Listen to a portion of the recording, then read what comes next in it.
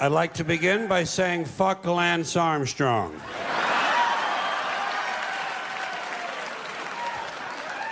Fuck him and his balls and his bicycles and his steroids and his yellow shirts and the dumb empty expression on his face. I'm tired of that asshole.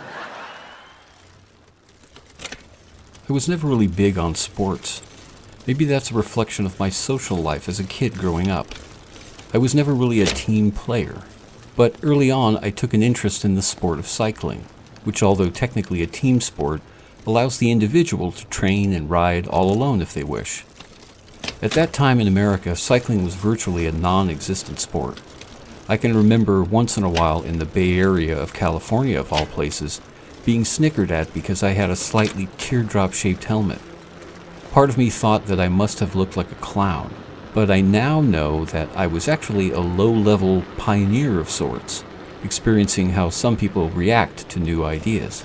It was no different than the reaction when I was the first to wear black athletic shoes to my junior high school. They called them mailman shoes.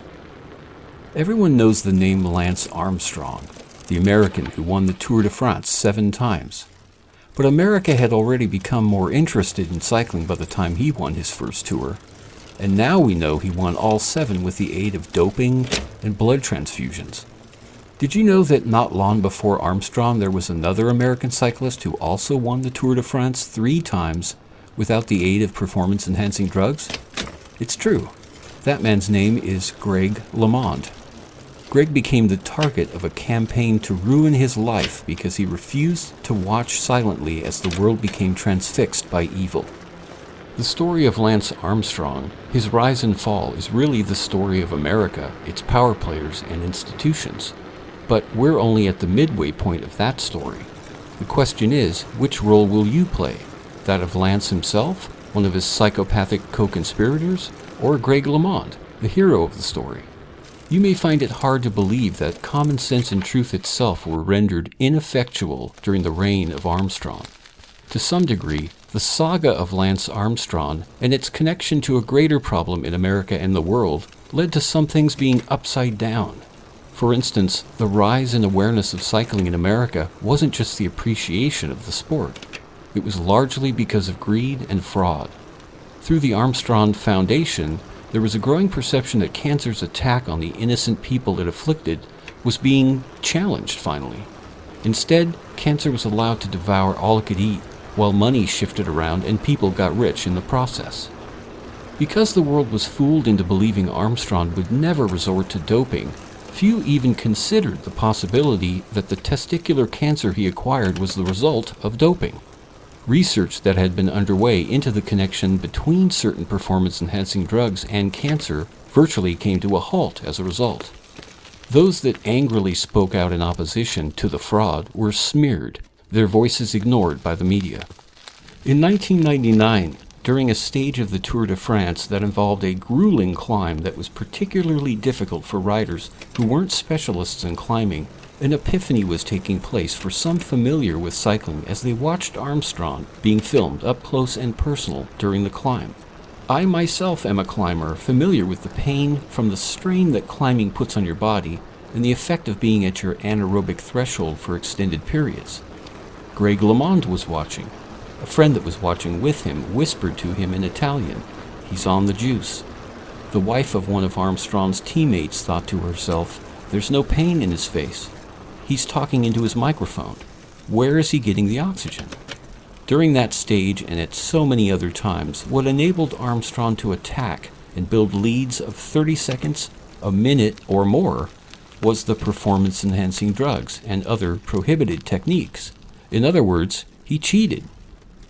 In 2008, I happened to be in New York joining my family on a vacation. Because I announced my plans to join them late, I wasn't included in the group that secured tickets to the Late Night with David Letterman show. However, although I called my request for a ticket in late, I got the call back, answered the trivia question correctly, and secured a ticket to the same show. As fate had it, one of Letterman's guests was Lance Armstrong. I already had my suspicions that Armstrong had been doping. 2008 was also one of the last years that Armstrong could visit with Letterman without the light of truth getting in the way of his humanitarian act. So it doesn't surprise me looking back that he dressed in all black as if he was attending a funeral. There was a somber tone to the interview, and the whole show for that matter. Armstrong established a nonprofit foundation very early in his battle with cancer that eventually grew into the behemoth Livestrong Foundation. It became one of the top cancer charities in the world, well known if not because of Lance himself, then through the infamous yellow wristbands connected to the charity. The foundation had big plans from the beginning, as early as 1999. It spared no expense on its corporate headquarters in Austin, Texas, and paid its employees in the upper tier among nonprofits. Think about it though. Lance and his cycling organization was always seeking sponsorship, which as it turns out simply equates to money if you choose to look at it that way. The line between Lance Armstrong, the personality and sports commodity, and Livestrong, the nonprofit cancer foundation, became very blurred very early. One very easy to understand example of this was when in 2008 a health and fitness website was created called Livestrong.com. This site had nothing to do with the nonprofit charity of the same name. You can see how the existence of the charity became a key component of the Armstrong brand and very influential when it came to sponsors and endorsement deals. This unprecedented arrangement didn't just benefit Armstrong, it also benefited his agents and business partners. Some of those partners included two of his largest team sponsors, the U.S. Postal Service and Discovery Channel. They sponsored his team through 1998 and 2005, during which he won all of his Tour de France titles. These are well-known institutions. Is it possible they were aware all along of the sophisticated doping program Lance had established to become so dominant in the sport? Considering how business is done in the world, it would be shocking if they weren't. As it stands, Armstrong has been dumped by every major sponsor, which is odd if you consider that he still has never actually admitted to doping after 2005, and neither did he admit to pressuring other teammates to dope or to aiding them in doing so in any way. As far as Lance is concerned, the 15 teammates and 11 other witnesses who testified to the contrary are just engaged in a smear campaign. Armstrong once took the stage alongside U.S. presidents, dated pop stars, and even considered running for governor of Texas. It seemed for a time that anything he touched turned to gold. He had many millions of fans who appreciated his cycling skills and perseverance. But he also had many fans who appreciated him because he was the center of a whirlwind conspiracy, one that was easy for some well-positioned people to get in on. For over a decade, Armstrong was saddled with allegations and legal troubles relating to his doping. At a certain point, the ever-mounting troubles became too much of a liability for his strategic fans, and they walked away almost in unison.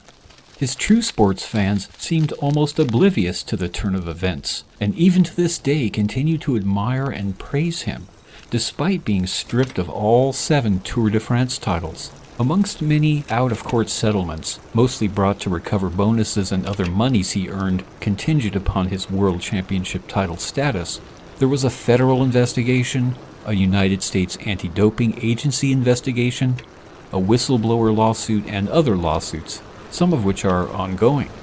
What Lance Armstrong has revealed about our world is, things are not as they appear. He was just one component of a much larger operation involving an unknown number of strategic partners. Some of those partners were institutions like the U.S. Postal Service. Others were politicians, including presidents like Bill Clinton and George H.W. Bush. The Cancer Foundation that once bore his name can't be overlooked.